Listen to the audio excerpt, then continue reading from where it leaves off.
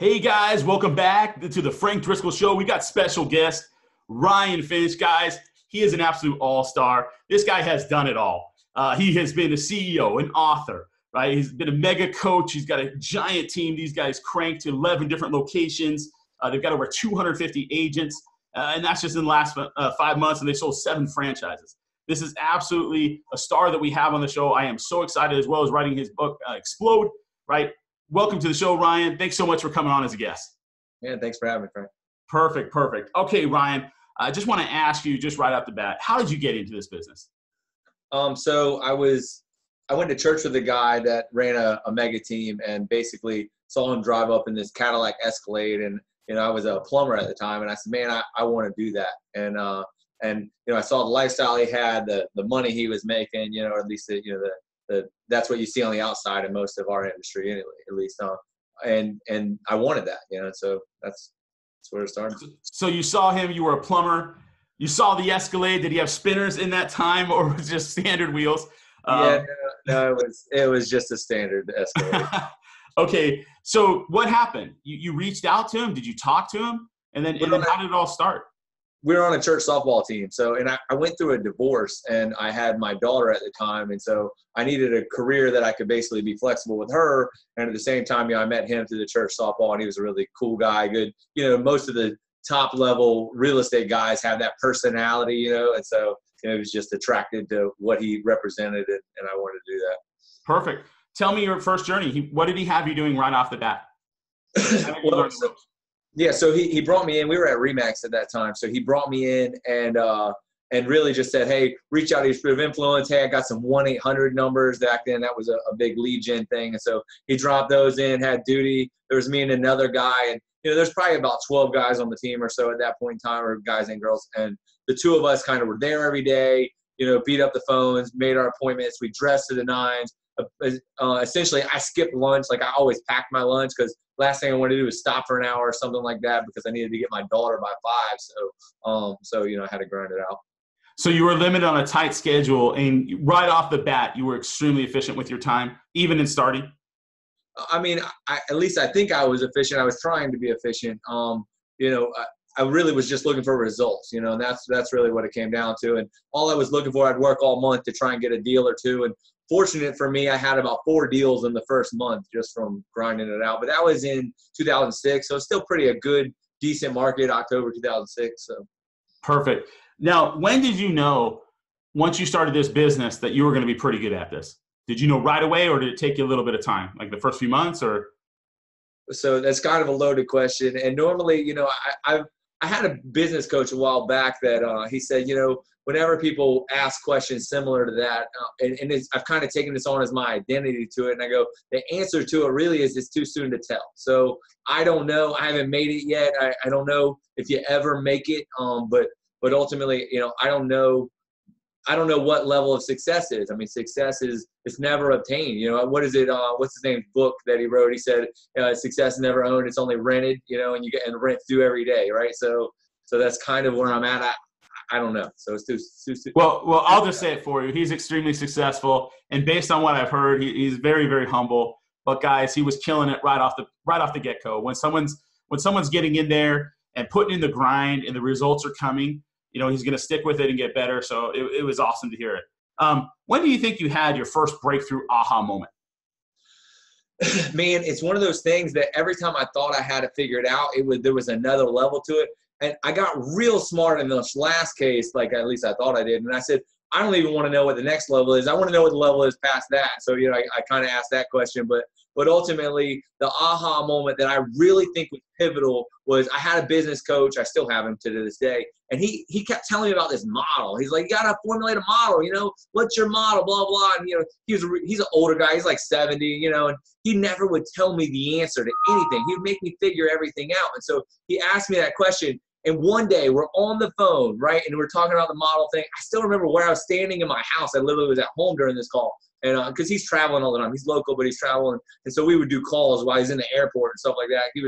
He worked in the margins. Anyway, so we were talking and it clicked and I said, I got it. And I hung up on him. And I said, do it, once I figured it out. And so that's the model that we run today. But I used to think he'd say, what's your model? And I think of like Keller Williams, oh, that's 70-30. Or he'd say, on your model, well, we run a team and the team is 50-50. Like that's what I thought of model. What I didn't realize is there's a model above a model, meaning like even if I was at Remax has a model, and then I'm running a team in there, so then that's a model, and then that's another. So there's all these levels of model. So the word model meant something different to me, but there was this aha when I realized there's a scalable model that you can go nationally with that really works for everybody, and once you figure out the numbers of it. And we can dig into that. Hopefully it'll become valuable to somebody else, but that was the biggest one that I really remember was that aha, because I hung up on him. It reminds me to this day. He said it's so funny. We coached for 2 years, and once it clicked, I hung up on him. I said, I got to go do it. There's no reason to talk about it anymore. I got it. I got to go run the play now.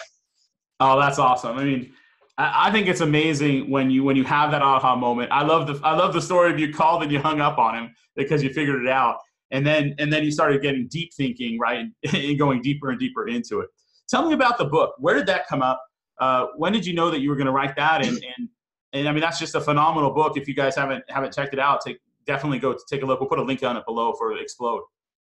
Yeah. So the book, I think I published it in 2013. And I had come out of the Fannie Mae thing so I was at Remax. I built this national kind of team of REOs that we ran a software for across the country. And I came out of that and I said, all right, I'm going to write a book. And I started writing a book kind of intermittently all the way through. And what happens, I didn't know what I was doing. It's the same as almost anything else. I had to figure it out. So I get a ghostwriter actually, and I start doing calls kind of every night. We're really formatting it. And the book was actually going to be called All or Nothing. And so we set up the whole title, went through this whole thing of, like going big, and all these other things. And then I realized it wasn't a product. It was like a bunch of thoughts kind of going together. So then I went and got a book coach. And then I went through everything you learned in 12th grade English that you forgot, I had to go remember, right? And so, but anyway, I didn't remember. So he helped me with it. And we kind of outlined it. Then it all started coming together because I got an E one semester in that class. So obviously I wasn't paying attention my senior year. But anyway, so anyway, we went through that. And then we basically redid the whole book all the way from scratch. And then so it was basically 2 years of production before it actually came out because I wrote it 2 or 3 times. It's so annoying reading the book over and over. You got to read it, you make a change, you got to read it again, and then putting all the pieces together. But it's a cool experience. The worst part of it for me is it took away all the magical part of being an author. Like that was what you look at as somebody else and you go, well, this idiot did it, so anybody can really do this. And so now all of a sudden, I'm like, well, crap, it isn't all that great, So anyway, that's fine. Well, I completely disagree. I think it's actually a really great book, guys. You definitely want to check it out and get to it. There's so many things that are applied today because it's foundational principles.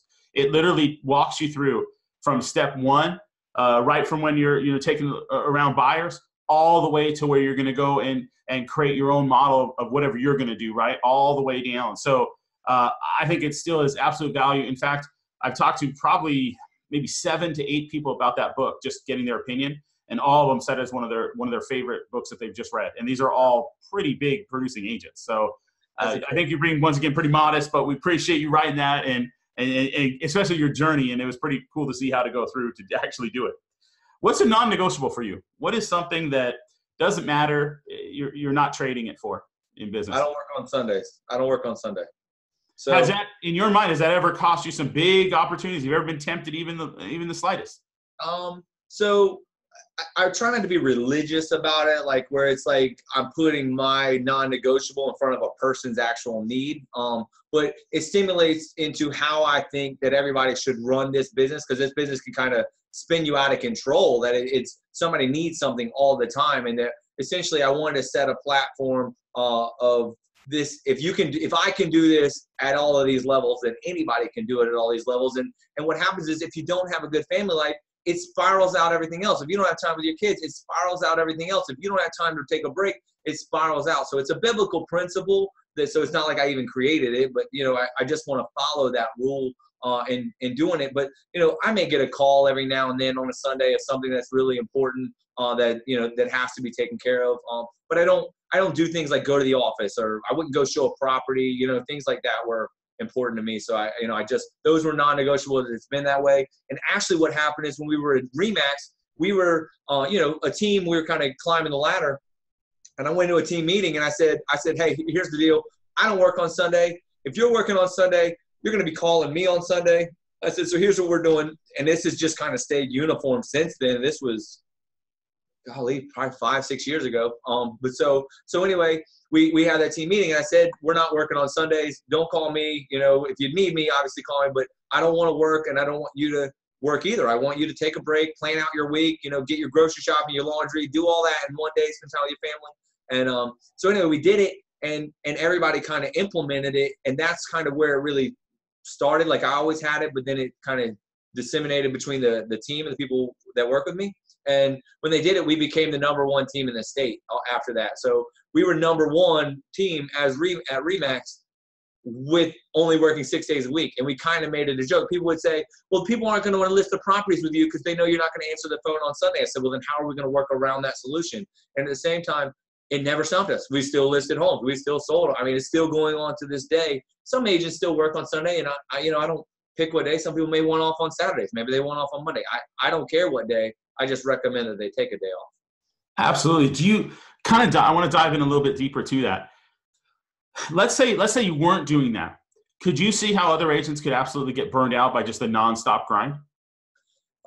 Yeah, I'm absolutely. There's anything is, if you're not looking to actually level up and go up the next level because you're just doing this, spinning and spinning, you're going to lose heart. You're going to lose that passion because what you're working for then is just money. And it's no longer quality of life or happiness or any of these. So like whatever you were going to enjoy is now lost because you're just working. And nobody's going to get to the end and look back and say, hey, you know what, I worked 7 days a week, 24 hours a day, and I wouldn't change a thing. Nobody's going to do that. But they are going to say, I wish I was at my kid's game. I wish I was, spend time with my family. I wish I had gone to church or whatever their thing may be. But yeah, I mean, people can burn out on 5 days a week. I mean, you can burn out on anything, but once you get to a place where it has a reward factor to it, you actually start enjoying it. Like I'm having more fun in this industry than I ever had before, probably working a little less than you may think, but I'm more strategic on what I work on so that it's business growth.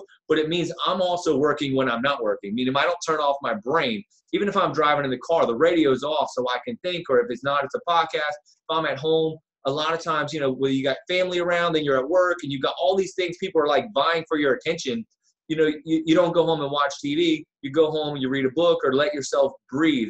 Most people won't do this. They can't stop. They can't be alone.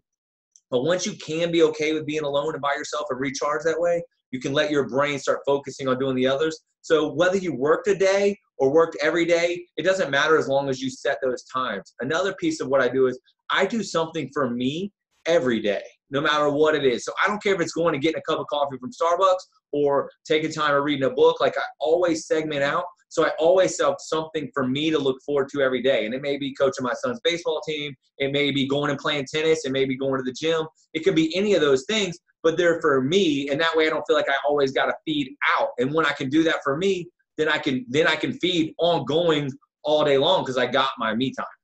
Hopefully that's so many great nuggets, guys. I can't even quickly recap it, but I love the first of all, just setting those parameters, giving yourself that recharge. I love going in the radio, turning that off, just focusing on your thoughts or listening to a podcast. That's just super efficient. And I love setting that time, whether it's for family or the me time. I was actually out there with Ryan out in Virginia Beach area. And I remember one of my favorite moments, believe it or not, was actually when we went and got a chance to kind of watch him coach his little league team. And he was in a batting cage. And I'm thinking, gosh, this is one of the most successful agents across the country. This guy is an absolute baller, a player. And he's taking time off in the middle of the day to keep your shoulder up, swing away. I was watching and I was in awe that he could actually create time because I really hadn't seen it from a lot of the most successful agents. They just could not get that time away. And I knew right there that this guy had found the balance that a lot of people are missing in their lives. So it's pretty incredible to actually kind of come full circle here a few years later, right? And hearing it, but I saw it.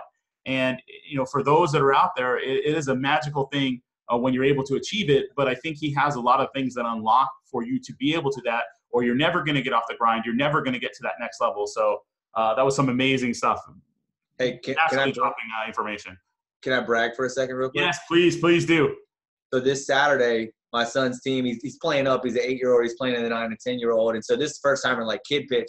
Well, last weekend he pitched and he struck 3 guys out in a row in this higher level. Well, that was really exciting. But the most exciting part is, I moved up in the coaching part to this kid pitch, and the team is 7-0 going into the last game going on. So we're the only undefeated team left. And people will laugh, it's probably more the kids than anything else. But, when you're talking about that batting cage, I'm like, I do that in everything. I stay up at night, make sure the lineup's right. I figure out whatever it is that they need help with. So I don't care if it's an agent or an 8-year-old kid, developing people in whatever it is that they're working on has to be a conscious thing. So it could be getting up in the morning, figuring out, could be late at night figuring out. But once you take an interest in other people, you can go in and do it. But when they respond, like it's like watching agents here selling 10 homes a month, or seeing a kid hit a home run, like from that batting practice. And I think, I don't remember which one that was, but, we normally do I do above and beyond on everything. So I go rent out the batting cage and take them on a rainy day. So the other team's not practicing. I take the kids to the batting cage and I plan ahead. I see the weather and I know, so I go ahead and get the team set up to go do this cage so that I know when the other team's not practicing, we are practicing and we're getting better, and it's more one-on-one focus. So, but you can take that into every avenue of life. If you get intentional about date nights, if you get intentional about teaching your kids, if you get intentional about your business, it gets really exciting because you start winning. And when you're winning and everything, it's really fun, And so, not that I haven't got my butt handed to me, which I know you're going to go into later. Next question. But, that's the setup and going, I don't like losing. I hate losing. I hate losing more than I like winning. And it came from the Moneyball movie. I don't know if you heard that. Yes, I have. So I hate it. And I'm like, so I will do everything to plan ahead to not lose. I don't care if it's baseball or – because if anything matters, everything matters, right? Because if it doesn't really matter, then nothing matters. So, but to me, everything matters. And everything is a grading scale on how well I prepared or how well I cared or how much I put into it. So when another coach goes out there and goes, oh, we don't have practice, I don't care. And I'm like, you're poor kids. You're letting them down just because you're saying it's 9-year-old baseball. And I'm like, what a cop-out. I mean, those poor kids are losing. Somebody goes, oh, it's just a real estate deal. No, that's somebody's house. Like, if anything matters, all of it matters. So you really deserve to put your all in, and you will get a result from doing it. I absolutely love it. I mean, you guys, I hope you can feel and see that passion and his desire to be the absolute best in everything he does. And that's honestly why he gets the results that he has. But you're right. We are going to go into a little different territory. What was your greatest failure, and what did that teach you? Oh, you're breaking up. I can't really. Oh my God, my greatest failure. I mean, it seems like such an oxymoron. What's going to happen is you can ask that question, and there's just so many of them.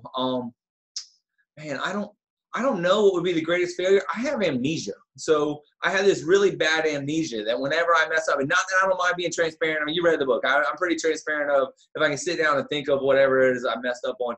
I'd probably say the number one thing, man, there's 2 things that come to mind. So I'm going to tell you 2 different things. So the first one is economics. Like, I planned out this big master thing that was going to go on. And what happened is I thought it was going to happen faster than it did. Like, just my optimistic viewpoint on things. And what happened is I was dependent on so many other people and so many other things going right to make it work that I was running out of money and not planning. And people would come up to me and, you mentioned being modest. And I'm like, no, because your decision-making can show that you're not. And so they would come up and say, hey, you're making a big play here. This is a big thing. You sure about this? And I was going, y'all are just small-minded. You're not thinking, you don't have the vision. You don't understand the model, like that kind of thing. And really they were right. They were like, hey, you probably should have calculated. There's a biblical thing where he's like, you got to count all the costs. You got to think of everything that's going to come in, and there's going to be other things that go on. Otherwise, you start a project and you don't finish it.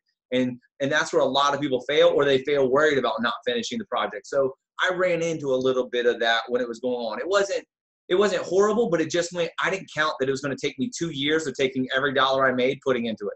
Meaning I didn't make any money for 2 years because every dollar I made went into the development of things. And so I thought that was going to be 6 months, right? Not 2 years. So I had to sustain no income for 2 years to get to here, which most people won't take that loss. But But anyway, so that was a failure. I mean, it was a failure, but it was an investment. It was a failure in calculating how long something was going to really take to get to the next level.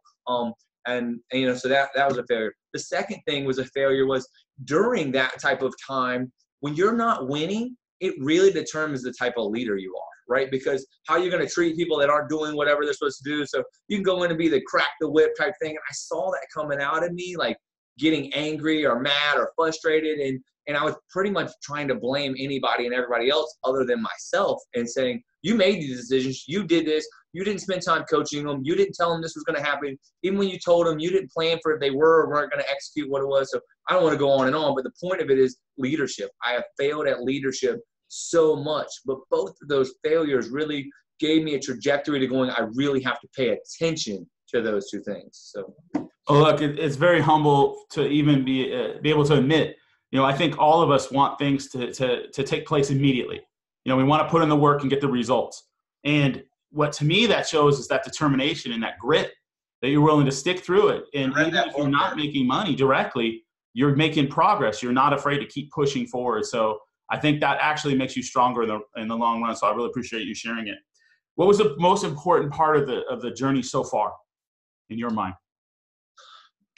I thought what happened was as I kind of moved up in levels of the business, like, to essentially I'm selling franchises now, and which means I had to replace from people being agents to people needed a new leader, and then opening new offices. I had to have a new leader, build out an office, and and build all that stuff up. But what I thought was if I stepped out of that relationship of the people I had, or I stepped out of attracting and bringing in, meaning there's people in our company I haven't met yet, right? So because somebody else has that responsibility of growing the company, which is fine. But I thought it was going to hurt the company if I didn't do and be in everything that was going on. And so by stepping out of it, the most exciting part is watching people actually are more capable of anything you thought. And so like what we talked about when we were in Arizona, I try and harp on this as I go, people's brains are so smart. And if you ask them the right question, they will solve that problem, right? And so you think that maybe you can look at somebody and think they're not successful or they're not good enough or they're dumb. I mean, something like that. You can't help but pass judgment based on wherever somebody's at when that happens. But I've learned that they just had the wrong leader in their life. The wrong leader was not asking them the right questions, pulling out all the things. So it's so exciting that I saw people that everybody else thought was average just soaring to what they're capable of, from selling houses to attracting agents to leading other people. They weren't that. They were none of those, and they became that. But it took that opportunity for them to step into it and allow them. It's kind of like letting the little kid step up and go, the game's on the line, guy. You got to hit the ball. And then watch him hit the ball from everything you taught in practice. He's now doing it, right? And so that's the same, as the comparison side of it is that's exciting to watch people do more than I thought they were going to be able to do. And it's also humbling to go, look, you ain't all that. Anybody can do what you're doing. And, with the right leadership, they're gonna move along. And so it's exciting to see that. It's great. It's sometimes a little hard to give up that total control. I know, at least for me, it's difficult for me to put people in that position because we're so confident in our ability, but then we do, and they can take it higher than we could, right? And we're like, wow, we're really impressed. Well, kind of getting on your business a little bit about that. How does your business model scale? Let's dive into a little bit about what you're doing and what your plans are to really scale that up, if we can talk about that. So one of the big things I took away, and I talked about this when we were in Arizona, is your business actually gets bigger when you get smaller. And I thought that some people picture it like, hey, I'd rather go have 5 clients and get all of the money than to have 50 clients and get a smaller piece, right? And but ultimately their revenue was larger with 50 than it was with 5, even though they did that, but they'd have to share, right? So what happens is you start sharing in value, you actually can get really scalably large because you're now allowing other people to kind of run with it, right? So what I did is I scaled all the way down to making where I set up a business where you can run a real estate team or a business essentially with everything, as we call it, like a business in a box. And I looked at these different franchises. I was like, they're giving you a logo, that you're using. That's not helping you get deals anymore. There's a book called The Four, and I know I mentioned that there as well, but he talks about how essentially they've done the data research. The brand is dying. Brands are going down. And essentially services, we all say we're in a service industry. So there has to be services. So what happened is I was like, you get a brand, and now you still got to go get a broker transaction system. You got to go buy a CRM, which people are killing it in the CRM industry, right? I mean, they go out and every time you go in a forum, they're asking, what's the best CRM? What's the best CRM? And I had to bite my tongue, and I don't say anything because I don't want to sell anybody on it. I'm like, I literally went and got the best CRM, but the best CRM still has to be developed, right? Like, because things are constantly changing, you've got to constantly be changing. So I put it where we develop the CRM, we provide the CRM, it talks to the transaction management, it includes the app, it includes an email, includes the training platform, and includes what we call a swag store, all of that for $50 an agent and a $150 transaction fee. And so we got really small. I'm not trying to make a lot of money on the commission and that stuff, but I'm giving them a value that they can really run with. And so what happened is you learn as soon as you can run in another city, and then you can run in another region, you can go national because it goes really fast after that. So now we're running in Florida. We're running in North Carolina, Virginia, Atlanta, and Georgia. So we're setting up all these places because they can really run. We just are setting up Sarasota today. We set up Tampa, I think, 2 weeks ago. So it's really scaling because everybody that's finding out about it is plugging into it. And they're going, all the technology allows you to do this, and the scalability of it is huge. So I went back. You ever seen the movie The Founder? You seen the movie Yes, Founder? yes, love it. That was like this aha epiphany. I watched it with my wife, and we talked about it. I was like, oh my gosh, wasn't that great? And she was like, it was okay, but I was just in a different mind space of what I was looking at. And what I realized in this is, when you go in there and you buy a burger at McDonald's, they're not killing the cow in the back, right? But everybody in this real estate industry is trying to kill the cow, make the hamburger together, go put it on the patty, come up with how you're going to make the Big Mac. Like, they're trying to do all of that. And because you can't do it, you can't scale because you can't do it all fast enough. So McDonald's is a great example. The cup's already designed. The burger is already made somewhere else. They're feeding the cow, managing all that, and they just ship it in, right? So a truck shows up, has the cups, has the burgers, whatever. Franchisee, all they have to do is heat the burger up, right? And so that's what we learned in this technology. Is we could set appointments and send leads out. We don't need a truck. There's no snow that's going to stop us from delivery, which made it really scalable because McDonald's can only do as fast as they can get the food to the operation, and they're the biggest franchise there is, right? So I realized the scalability really gets fast, and because now you hire the right people, you put the right leaders in place, and you give them what they need to succeed. I know I'm talking about this pretty high level. Hopefully that this doesn't bore anybody, but really just gets to big thinking and the model and how it works, and that's really the part of it that matters to me, to making a scalable business. And people are going to get it for so little that the value is they can expand their business so large, so quickly with what it is. So people will end up adding on with us, and they'll take over the whole state. So when we added on the Daytona Beach office, now added Tampa and Sarasota because they plug in with us. There's not many people that can plug into one location and take on other MLS territories and hire agents and grow their business that quickly. There is a company that really set that up, obviously, that really set that up, the power buy type model. And I go, we just did it. We just did it differently. It involves leads and appointments. It's the opposite end, but the same model in general, because all you need is a broker, and then you can run kind of the whole state. And so it's very similar in concept because it's the better part of that side for somebody that wants to run a team and wants to keep their own kind of brand and identity. So, they got options. No, perfect. I mean, there's a lot of people that like you said, are trying to do everything. And what happens when they don't have it, they're going to fail at different parts. But if they have this, what you're explaining at least, that they have that all dialed in for them, and then they just have to actually do, the small steps. They don't have to figure out everything. It's great. So just as a quick question, who would be the ideal client that would be looking for this, in your opinion?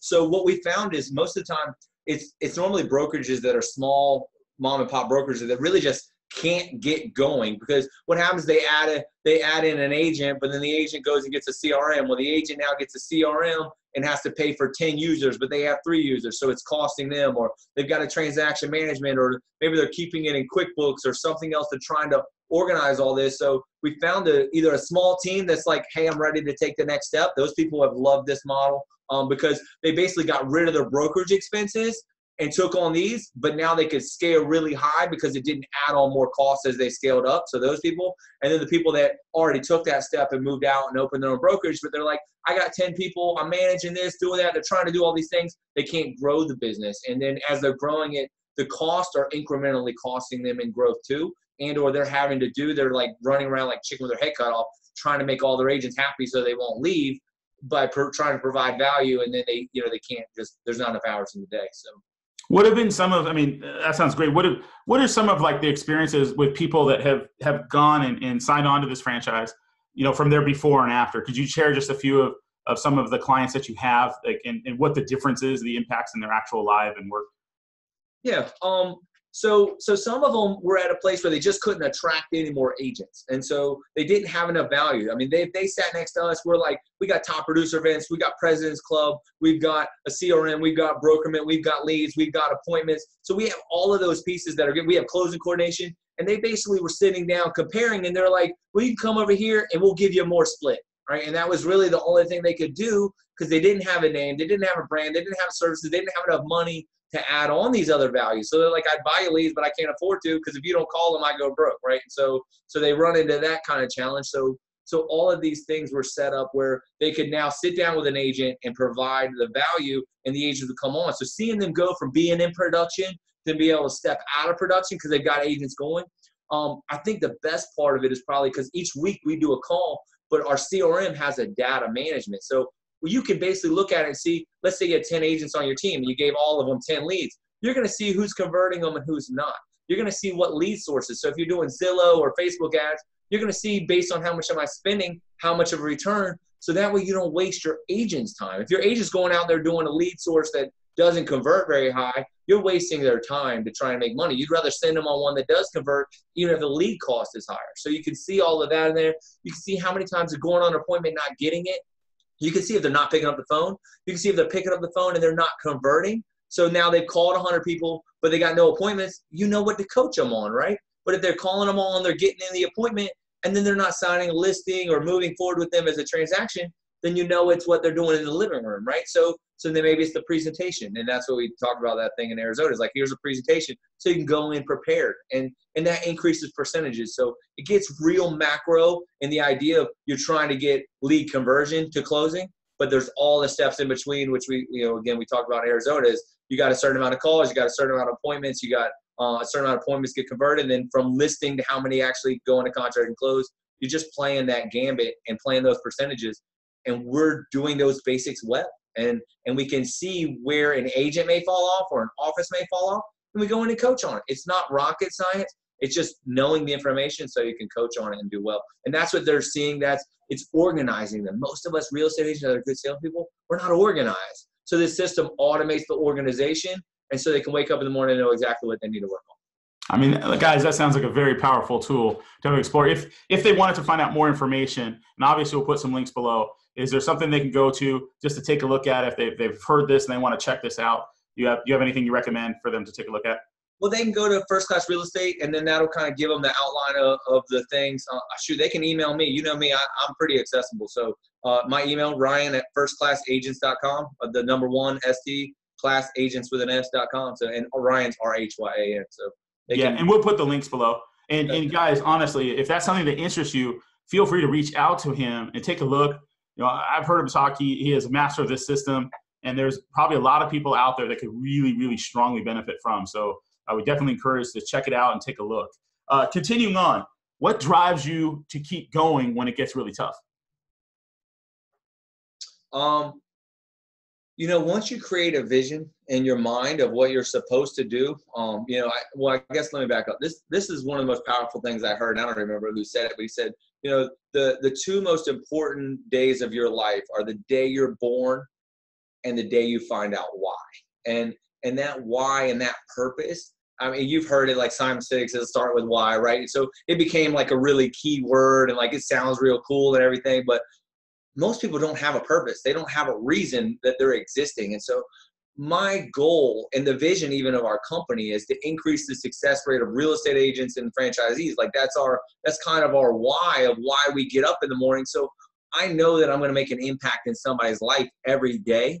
And I'm probably past the point of getting hard. Like it doesn't get hard for me like it used to. And I mean that in the business sense.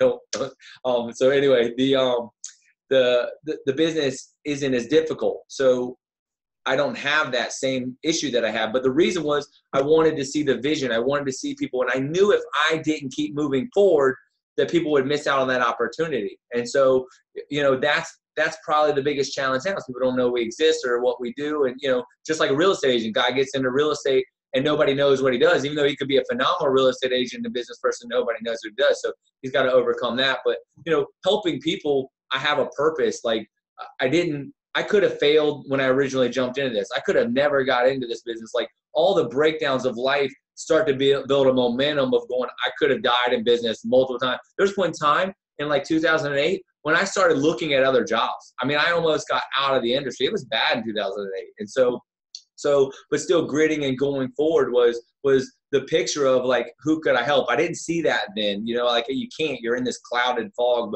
but now it's looking at it like that person's business wouldn't do well without me. And they would tell you that I've helped them. And that's an exciting, it builds kind of a encouraging thing. And now you can help more and more people. So that's why, that's the purpose for me. I think that's a great. What advice would you give to someone first starting out, and how soon do they think they could get into your franchise model?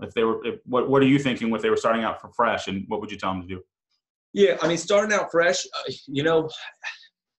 I kind of toy with this a little bit in my mind, but if I could do it over again, I could do it faster than I did it before. Like I spent a year on somebody's team. I normally recommend when you get in, start that. You learn listings, buyers, you mess up on leads and things, but at least it's somebody else's money. However, you're going to share equity with them when you succeed, right? And so that's a good starting point. But if I could do it over again, there was actually a guy here locally that did this, and I saw it from afar and not really realizing it never triggered anything, but it does now. That essentially, you could go borrow money or bring in investors to own a business. And if you can get to where every day you're working, you got 168 hours to work, you're either building your business by transactions or you're building your business by agents doing transactions. I mean, obviously one is more sustainable and longer term growth than the other. And it's just then it's a capital play, right? And so most of the time they don't have the capital to really withstand that. Borrowing it, I'm not a big fan of borrowing because then you're in debt. And I like no debt. We're in no debt. But that's the best way to do it. But ultimately, if you're going to spend the hours, it just depends on where you're at in your stage. But yeah, starting on a team, somebody giving you leads or business stuff, most of the people with what we've done, like we have people that started as an agent on our team that are now franchisees. And so you can move through it fast. So we have a partner model, which is kind of a team more or less. You get leads and appointments. We got an entrepreneur model, which is 100%. And so remember, I keep using this word model because that was so key, is that each of these are models. And then you take the entrepreneur 100% model and you build a team of people in ours because you're getting 100%. Then you take that team and move out to opening your own franchise. So that's kind of the thing that we've talked about even in the book, is kind of moving through. This is the crazy thing. I wrote that segment of the book before we created this company. That book was written before this company existed. So knowing how you can move all the way through, that's kind of the answer to it. Is find success in one level, work with buyers, work with sellers, go on your own, 100%, but at least you don't have the brokerage model of it. Then you can start building a team of people, and can you coach them? Can you help them? Can you attract them? It's a good answer to if you should go out on your own. And then if you can do those steps, then you have the ability to coach and teach the next level, and you'll be building those as well.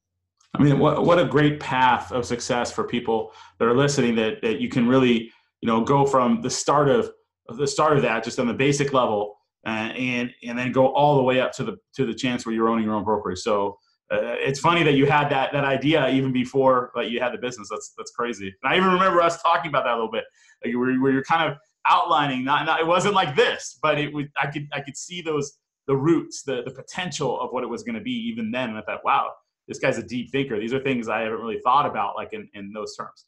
Now, I have a question a lot of people ask me to ask people, right? Because I tell them which guests we're going to have coming on. Some people want to know about your morning routine. How do you start your day, and what kind of describe the first few hours of the day that what you do? How do I answer this? So I don't think there's any magical sauce to their routine. Even though I know people that have regimented great routines, I am not the type that wants to go do because people ask me this. So I'm not the type that goes and does it so that I can go brag about it. I don't know if that makes sense or not. But there's people that'll go tell you they're doing this, that, and the other to kind of brag, a facade part of it. But so for me, it's pretty basic and simple. I mean, if I get up, I take my daughter to, I get up with my daughter and we take her to school. I come back, I take my son to school, and then I go to work, or my wife broke her foot, so I have been taking her to work, and then I go to work and I get a cup of coffee and I spend a little bit of time alone thinking, and then I get in and really it's not what I do pregame. It's the thinking that I do is planning. I look at my calendar, kind of right when I wake up, and I plan it. And I know people say, don't look at your phone right when you wake up. So there's all these different schools of thoughts, and I'm sure they're doing great, and it's good for them. But for me, I plan out my day. Normally I'll plan ahead of time, but I start meditating on what I'm going to do. So if I got to meet with a leader of an office, I can already tell what they're doing right and doing wrong. So I'm going to plan, how am I going to deliver that, right? And say, hey, Frank, you're screwing up on your recruiting, man. You really need to focus. Or I could say, Frank, how do you think you can build your business better, right? And I said the same thing, but I get you to come to the answer.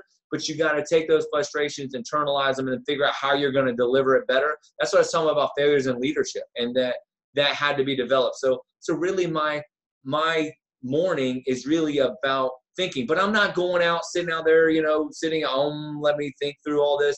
I'm my brain, it works. I just start processing what's got to go on, but I'm not going to not be there for my kids. I'm not going to, I would prefer to work out, but I have a neck issue. So I've learned that every time I was trying to do that, I would get up earlier. I would, I'd end up hurting myself, and then I was just trying to work through pain the rest of the day. But so anyway, that goes into my diet. So now I've got to be more cautious of what I eat. But really, my routine is not in the morning. My routine is at night. My routine that would be something that somebody wants to know and understand is at night. So I'm infamous for sending emails at 2 or 1, 2 in the morning, because I'm staying up later because that's my quiet. I've got quiet, if there's a good game on, I'll put on like the NFL game, and I'll sit at my computer. It's kind of set up. You've been there. So so it's set up so I can see that. If I start to think, I'll mute it. And then I can send emails. I go through every report. What's my mortgage company look like? What's my title company look like? What's going on with the recruiting? So remember, that's all the preparation for what's going to go on the next day. So I'm prepared for the next day. I'll send out an email like, hey, am I supposed to be on this call at this time? Or I got to be here, and I start mapping all that out the day ahead of time. So I wake up and I'm ready to go. So, I never really thought about it until you really asked just now. I mean, I had to say it, but people start planning their day in the morning, and I normally, I know what I've got to do that day, but I actually plan the day ahead of time. So I'm already looking at it the day ahead of time, not so I'm frantic and figuring it out the day of. And then I look at the reporting. So all of my reporting and stuff is done at night, because there's nobody coming in. Nobody needs me. I can't help them anyway, at night, because it's 10 o'clock or 11 o'clock at night. So I can, I know what I need to work on, or who or whatever calls, and then I can look at my schedule and go, okay, great, I'll set this call for 10 o'clock because I end that call at 10 o'clock or that meeting, and then I know what I'm strategic about who I'm going to work on and develop the next day, and I don't ever let it go. Sometimes people look at problems and just go, okay, I'll leave it alone and let it work out. I've done that, and it fails miserably. The people need guidance in those things, and they can't always see those blind spots. So perfect. I love that. I love the planning your day, kind of that night before, so that, you're hitting it, the ground running and going through. That very interesting stuff. There's some deep stuff in that. Let me ask you this. Where is your focus right now? And then let's say game plan a year from now and maybe 2 years from now. Where are you really, really looking to dive in? Sure. So I would harp on agents all the time. Like, okay, so how do you make your money? What's the most important thing you should do? And they say, well, I should be, converting, setting appointments, writing contracts, right? And I go, so what are you doing all day if you worked all month and you didn't have a deal, right? It's pretty easy for me to look at it and say that, and pretty judgmental. And then I go to a manager, somebody that's in an office, and I say, what's the number one thing? And we talked about this in Arizona as well, right? So what's the number one thing? And the number one thing is they need to be recruiting. So you're in training, you're helping with the contract, you got things that are going to take part of your day, but you went all month and didn't recruit any new agents to your office or your company. I said, that's pretty dumb, man. I mean, you're never going to grow you're not going to get 5 agents to do 10 more deals this month and that didn't last month, right? You may get them up a little bit, but ultimately you're going to lose off on the other end. So I said, the most important thing you should be doing is recruiting. And so, it's easy to go, gosh, I can't believe you're not recruiting, right? So now we go all the way to me, and I go, well, gee, Ryan, what are you doing? What are you supposed to be doing? And I had to answer that question to myself. And, I was like, well, I got to help the agents. They got to build a team. They got to help lead generate. That's part of my job. And I got to help the managers recruit agents and stuff like that. And I went, no, I do need to do that stuff. But the most important thing for me is expanding the franchisees. So by setting up franchises in different locations, my one email to a manager now goes to everybody, right? So now if I can help one person, I can help 50 people, 100 people. So anyway, my number one thing is finding the people that we should award franchises to, and then allow them and help them grow their businesses. But it was funny. I was doing all these other busy work, and I was frustrated. I was like, gosh darn it, I should be doing this stuff and finding franchisees that are the right fit and expanding the company. And, and I wasn't. So anyway, that's what I do now. I love that you have a laser focus of what you need to do, where I think a lot of times, like you said, people, they go into other areas that are not going to be the most productive things for them, right? Or getting the best ROI or whatever you want to say. Right. So I love that you have that focus. Now, if you want to say something to our audience, what would be a thing that you would want to reach out here before we go and wrap things up, that you'd want to share, any wisdom or anything that you would like to share? Most people have a huge amount of self-doubt or insecurity, right? And so everything that they're capable of doing is limited. There's a question asked one time, how many times do you think a person tries before they quit? What's the average amount of time someone tries something before they quit? Like, how many phone calls do they make before they stop making a phone call? How many times do they try a diet before they quit, right? And so what do you think the average is? For most people, gosh, I think maybe 1 or 2 at the most. Right. And so what I came to find out through this this research and data was the answer. The average was 0. They talk themselves out of trying something before they've even tried it. I mean, sure. I'm not going to go on this trip because I'm going to have to do X, Y, and Z, and then it's going to be A, B, and C. Or I'm not going to do this because I'm just going to end up quitting when I'm done, before I'm done. All these different things they talk themselves out of. I'm not going to call the lead because they're just going to say no. I'm not going to try to recruit an agent because, what do I have to teach anybody or help anybody with, right? And so all those things go on, and you could take a laundry list of them. And I'm like, if there's anything, it's like, keep trying. Well, I mean, how many people can try one more time, one more phone call, one more recruiting call, one more shot at your marriage, one more shot at your kids, right? I mean, there's all these different things that we failed at or messed up at. I'm like, I just would try one more time. I just try one more time and do it one more time with the expectation of succeeding, and don't talk yourself out of it. You're capable. Your brain can solve the problem. If you got a problem, take time, think about it. You don't have to go impulsively try something or do something. Take time. Think through it of how it's going to work out. And so if that's any type of wisdom, as you said, then if that can result in one more thing, what I'm hoping 5 years from now, somebody says, hey, they watched this thing and they were ready to quit this other thing, and they didn't believe themselves and they tried one more time, and next thing you know, they're the next big thing, So that's my hope with that part of it. Perfect. I think that was great advice. I certainly had enjoyed our time. Guys, we're going to put all the links below so you can check out, what he is up to, what Ryan is up to, and get that additional information or email him out. Please make sure that you like, subscribe, and put any comments or questions that you have in those as well that you can put below in the comments. But we really enjoyed having you on, Ryan. Thank you so much. And guys, keep crushing, keep working hard. You can make this happen. Honestly, just keep pushing. Do not give up. And don't be the one with the 0, right?